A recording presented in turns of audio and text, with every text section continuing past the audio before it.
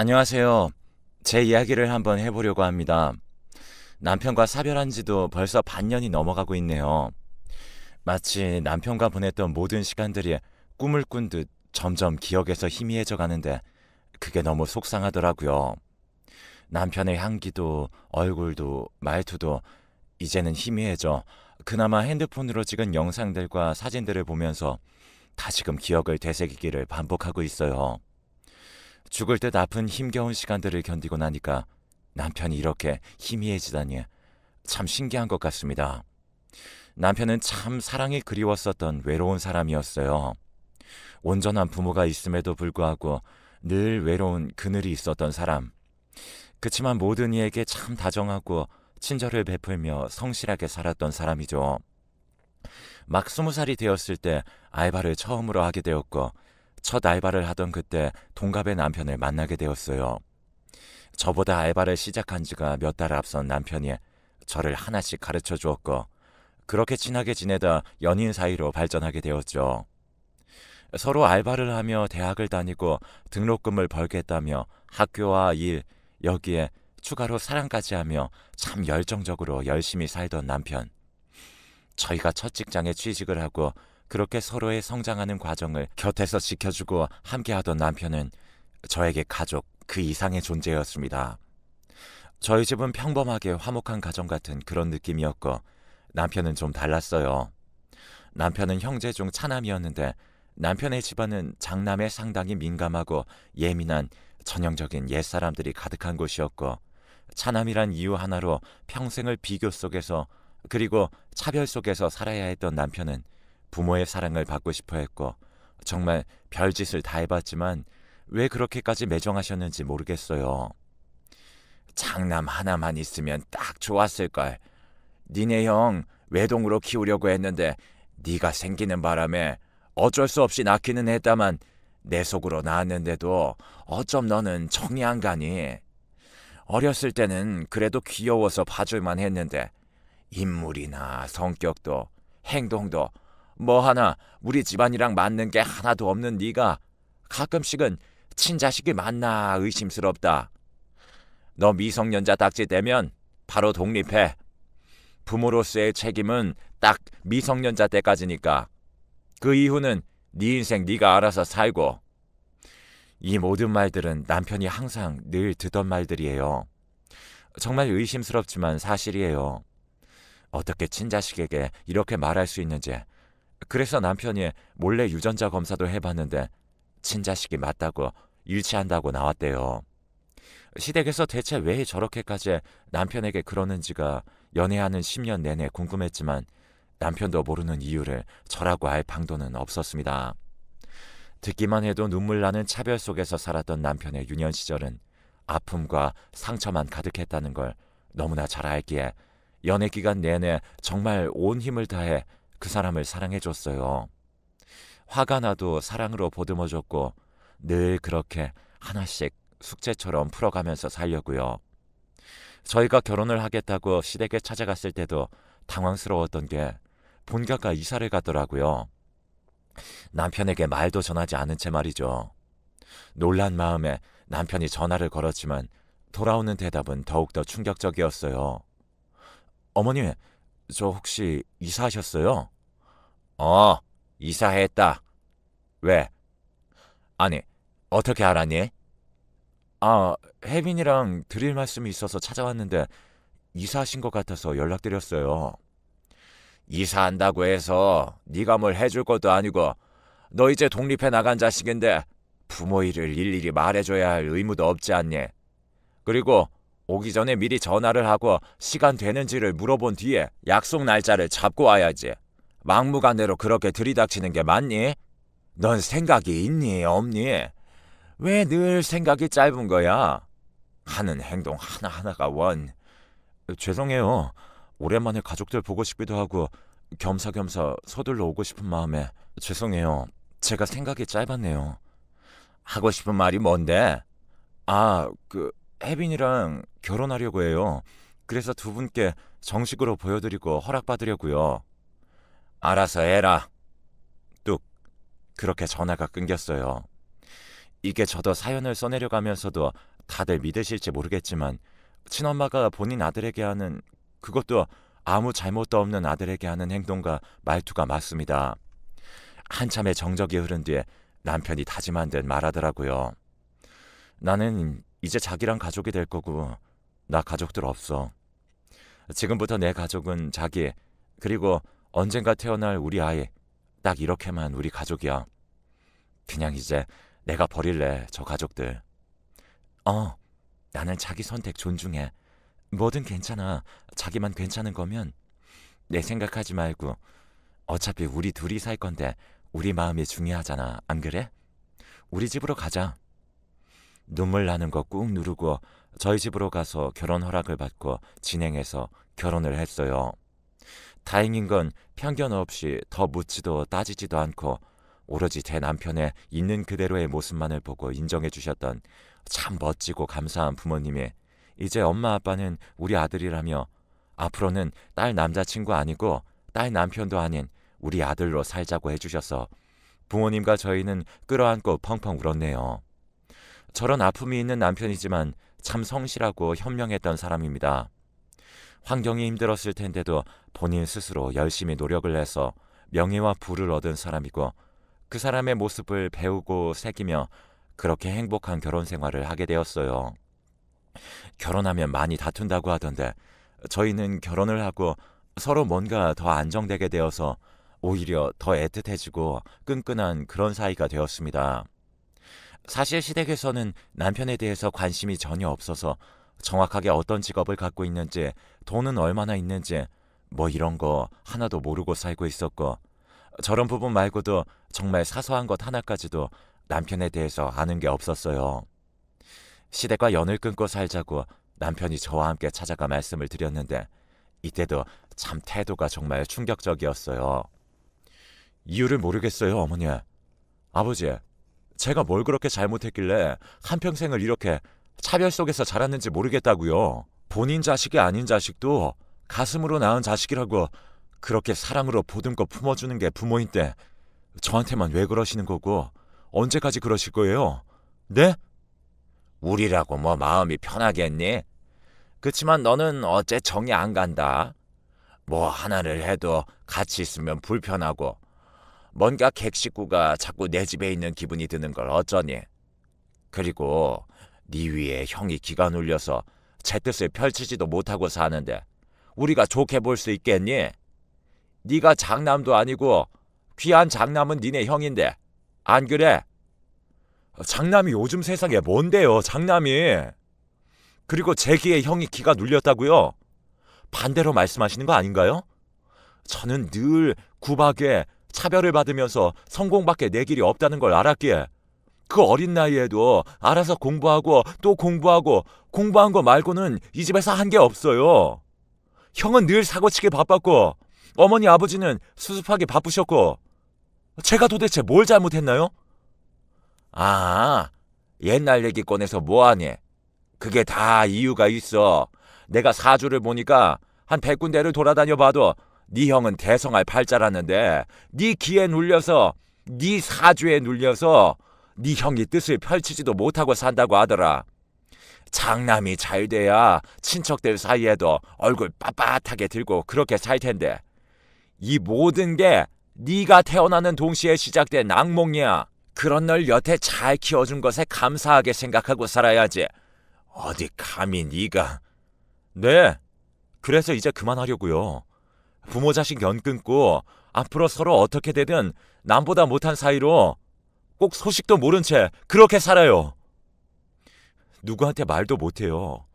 내 친부모한테 평생을 차별 속에서 방관 속에서 살았다고 말하면 누가 믿겠어요? 제가 유전자 검사도 해봤는데 저 친자식 맞더라고요. 차라리 아니길 바랬어요. 두 분이 비정상이라고 생각하고 싶지 않아서. 그런데 이제는 제가 두 분 버리려고요. 두 번 다시 연락하지 마시고 그 어떠한 순간에도 절대 저희는 부모 자식 아닙니다. 결국 키워준 거 보답하지 못할 망정 네가 원하는 게 연 끊는 거니? 애초에 너 같은 건 나치를 말고 지웠어야 하는데 니네 할머니가 애 지우는 거 아니라고 그렇게 뜯어 말렸어. 꼴 좋네. 꼴 좋아.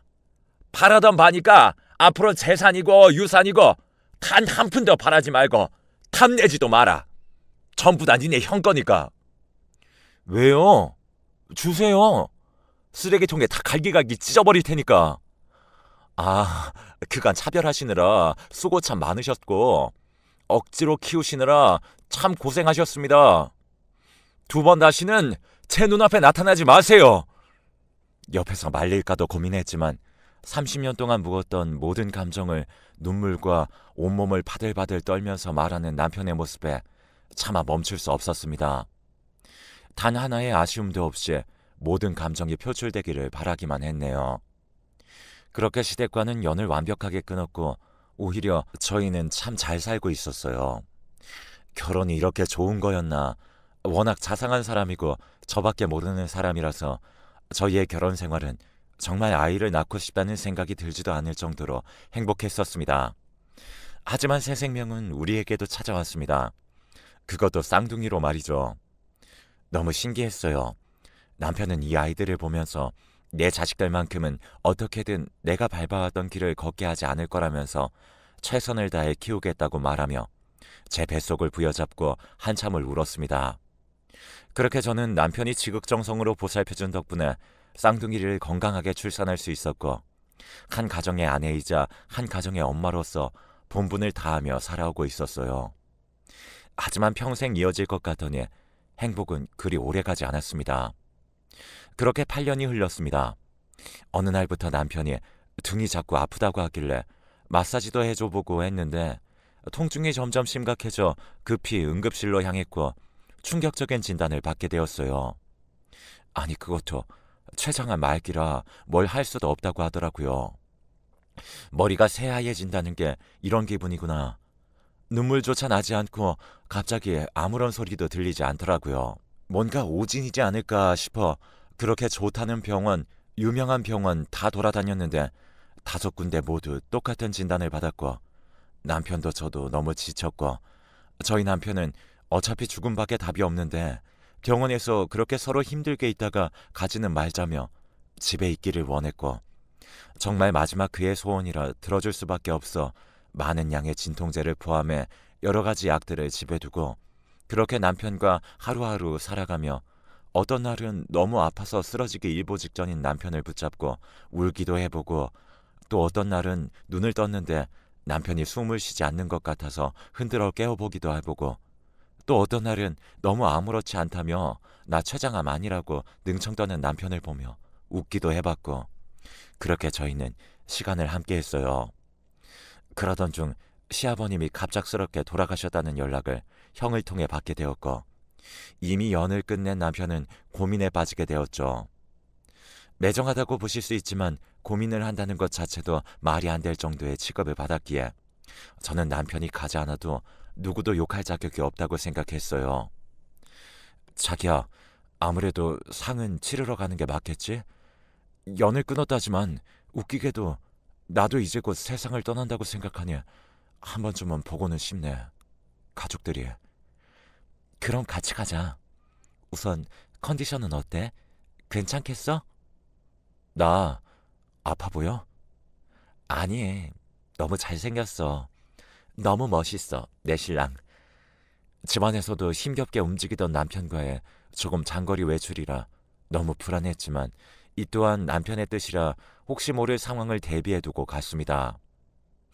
아, 정말 가지 말 것을, 하지 말 것을 두고두고 후회하는 일 중 하나예요. 제가 남편을 뜯어 말려서라도 가지 말았어야 했습니다. 어머니, 저희 왔어요. 너 여기가 어디라고 기어왔냐? 왜? 돌아가셨다고 하니 유산이나 받으려고?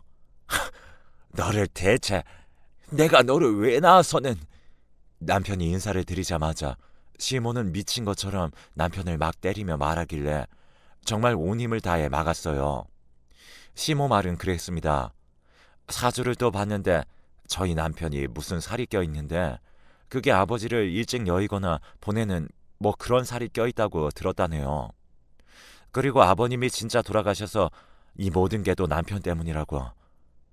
정말 미치는 줄 알았어요. 어머님, 이제 정말 제발 좀 그만하세요. 이 사람 췌장암 말기예요. 오늘 갈지 내일 갈지도 모르는 상태라고요. 연도 끊어놓고 그래도 죽기 전에 진짜 이것도 가족이라고 가족들 한번 보고 싶다고 왔는데 정말 왜 이래요? 이 사람이 뭘 그렇게 잘못했어요 대체? 남편 때문에 눈이 돌아서 정말 장례식장에서 미친 사람처럼 악쓰고 울고불고 그대로 남편을 데리고 나가는데 남편의 형이 따라오더군요. 너 무슨 소리야 그게? 너 췌장암 말기야? 맞아? 형, 아니야. 이 사람 말이 헛나왔어. 말기까진 아니야. 괜찮아. 치료하고 있어. 너 바른 대로 말해. 정말 말기 맞아? 가망이 없대? 병원은 어디로 갔어? 죄송한데요.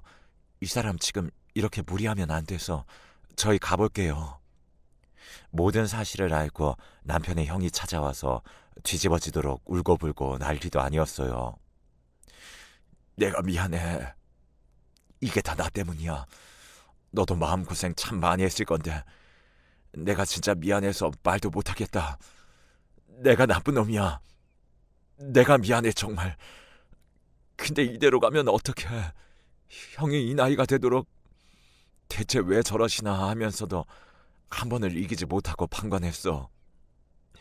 내가 제일 나빴어. 나한테 시간을 줘. 나한테 제발. 형, 나 괜찮아. 다 지난 일이고 이제 죽을 때도 해서 그런가 서운한 것도 뭣도 아무 생각도 없어. 그냥 나 가면 이 사람 혼자일 거 아니까 그게 너무 아파서 눈을 감지 못하겠어. 형이 나 떠나도 꼭 나 대신에 이 사람한테 모든 사죄를 대신해줄래? 자주 들여다봐주고 힘들어 보이면 도와주고. 형이 그래줄 수 있을까? 그럼 나 눈 편히 감을 수 있을 것 같은데. 남편과 형은 한참을 끌어안고 오열하고를 반복했고 그 뒤로 형과 저희 부부는 시간을 많이 보냈어요. 정말 거짓말 같게도 남편은 매일 통증으로 힘겨워했는데 형이랑 웃고 떠들고 그렇게 시간을 보내면서 통증도 많이 줄어들고 물론 회복은 아니지만 힘겨워하는 시간이 줄어서 너무 다행이지 싶더라고요. 이렇게만 지낸다면 진짜 오래 곁에 있겠는데 싶어서 저도 조금은 마음이 놓였고요. 여느 때와 다름없이 아침이 왔고 오랜만에 마음 편히 개운하게 잔 듯해서 기분이 좋던 날 아침. 아무리 흔들어 깨워도 남편이 기척이 없었습니다. 분명 잠들기 전만 해도 딱 2달만 더 살다 간다고, 그럴 수 있을 것 같다고, 내일은 형 오면 맛있는 거 먹자고 약속을 했던 사람. 남편의 상을 치르는 내내 울다 지쳐 기절도 하고 아무런 소리가 들리지도 않을 정도로 정신이 나간 상태인 저를 저희 부모님이 계속 정신 차리게끔 다독이시고 보살펴 봐주시고 그렇게 자리를 지켰어요. 아주버님이 함께 곁을 지켜주셨고 그래도 그 사람이 가기 전에 형과 추억을 남기고 가서 다행이지 싶었어요. 그 와중에 상상도 못했던 시어머님의 등장은 진짜 정신이 하나도 없던 제 정신을 확 차리게 만들어버리더라고요. 아이고, 네가 세상에 널 어떻게 키웠는데? 뭐죠? 제가 잘못 들은 걸까요? 갑자기 나타나서는 연기를 하며 서글프게 울던 시어머님의 모습에 정말 저 그리고 아주머님, 저희 부모님 모두가 아무 말도 못하고 한참을 그 모습을 바라보고만 있었어요. 새아가, 네가 상심이 크지? 그러게 가족이면 같이 살고 그래야 이런 일이 있어도 미리 막고 했을 건데 매정도 하지. 부모 자식의 천륜을 저버리고 니들이 결국은 이렇게 갈 거면서. 왜 그러세요 저한테? 미치셨어요? 쇼하지 마세요. 뭐 하는 짓이에요? 당장 여기서 나가세요. 정말 이제 이해가 되질 않아서 왜 그러시냐고 묻고 또 묻고 한참을 물었지만 쇼는 거기서 끝나지 않더군요. 그때 아주버님이 뭔가 꾹 참고 계시다 폭발하시듯 입을 여셨어요. 엄마! 제발 그만 좀 해, 제발! 엄마 진짜 사람 맞아? 엄마가 진짜 사람이냐고. 그렇게 갑자기 엄마 행세를 한다고 유산이 뭐 엄마한테 와? 진짜 그만 좀 해. 제발. 어떻게 장례식장까지 찾아와서 그럴 수 있어? 뭐? 너 지금 엄마한테 뭐라고 한 거야? 네가 엄마한테 어떻게 그럴 수 있어? 내 배 아파서 낳은 새끼인데 유산을 왜 저게 가져가? 내가 엄마한테 내가 가져야지. 안 그러냐? 안 그래? 대체 무슨 생각을 갖고 살면 내 배 아파 낳은 자식한테 평생 가슴에 대목 받고 장례식장까지 찾아와서 이러실 수가 있어요? 나가세요. 돈이고 뭐고 한 푼도 그쪽한테 갈 유산 없으니까 나가시라고요. 태어나서, 아니 살면서 저희 엄마가 그렇게 소리치는 모습을 처음 봤던 날이에요. 죽어도 못 나간다며 끝까지 버티는 그 사람은 결국 본인 아들의 갑작스러운 죽음 앞에서도 아들이 아닌 그저 유산을 본인이 받아야 한다는 논리로 찾아와서는 쇼를 하시더라고요. 혹시 이 모습을 하늘에서 남편이 보고 있으면 어쩌지? 상처를 또 받았으면 어쩌지? 거기서도 아픈데 더 아파서 어쩌지? 너무 안쓰럽고 지독하게도 싫어서 진짜 땅을 치며 가슴 부여잡고 미친 사람처럼 미친 듯이 울었어요. 그때 아주버님이 남편이 제게 남긴 영상이 있다며 아무래도 지금 이 자리에서 다 같이 보는 게 좋겠다며 영상을 틀어주시더라고요.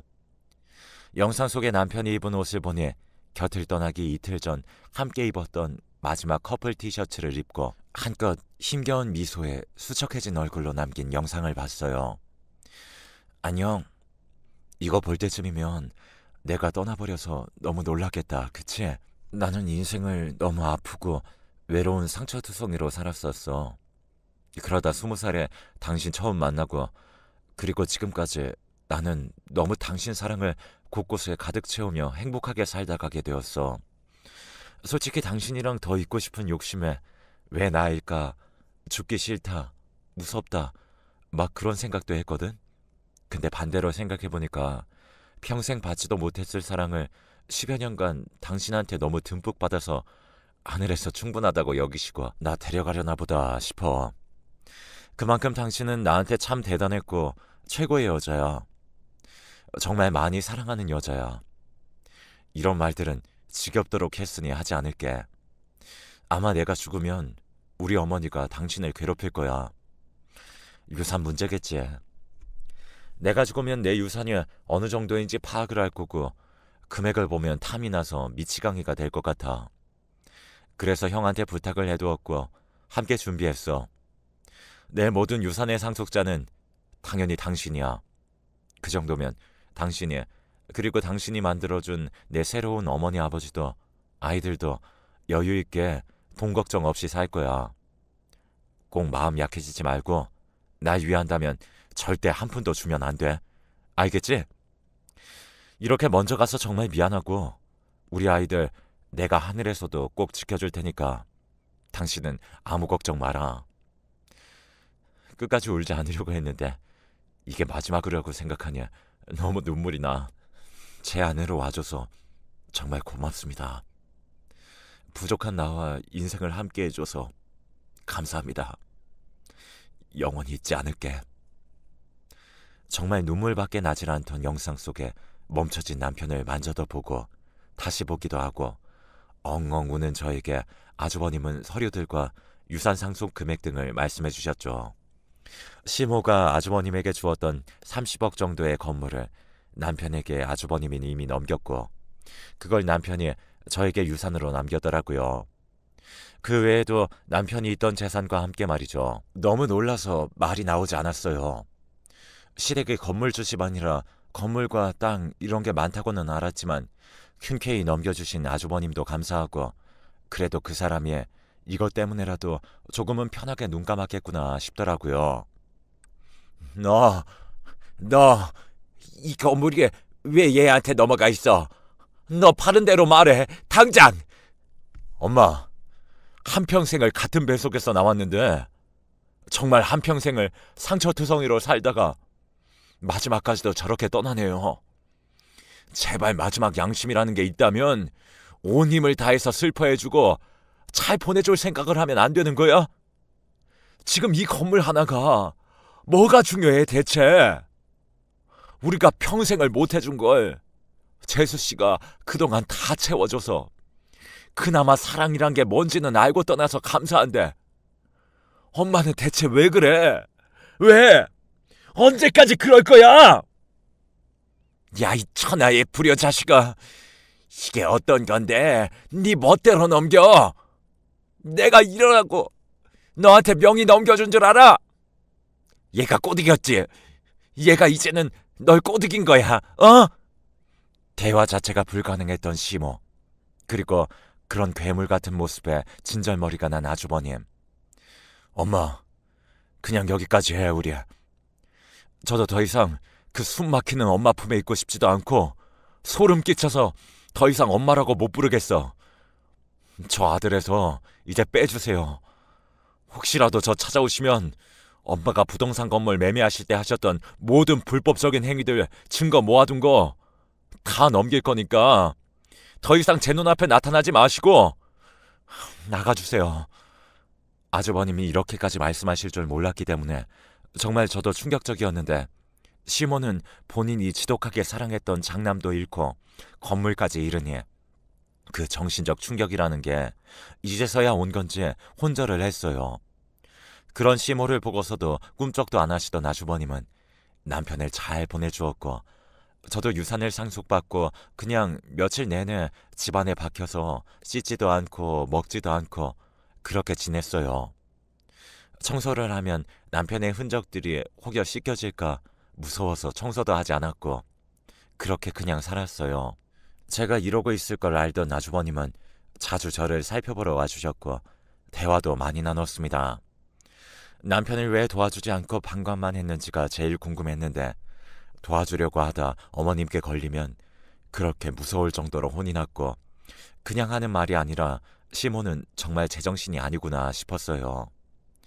사주, 무당 이런 거에 환장하던 사람이라서 남편과 아주버님은 붙어 있을수록 아주버님의 좋은 기운을 남편이 빨아들여 망하게 된다는 말을 들은 후부터 그렇게 지독하게 남편을 차별했고 뒤에서는 아주버님을 조종했던 미친 시모였더라고요.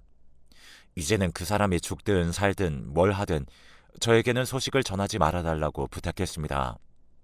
그냥 남편이, 그렇게 떠나버린 남편이 하늘에서는 모든 이들의 사랑을 듬뿍 받고 통증 없이 웃기만 하는 날들을 보내주길 바래요.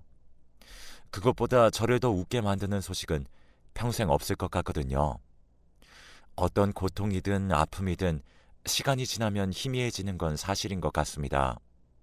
물론 가슴속에 깊숙이 그 아픔을 박아둔 채 영원히 빼낼 수는 없겠지만 말이죠.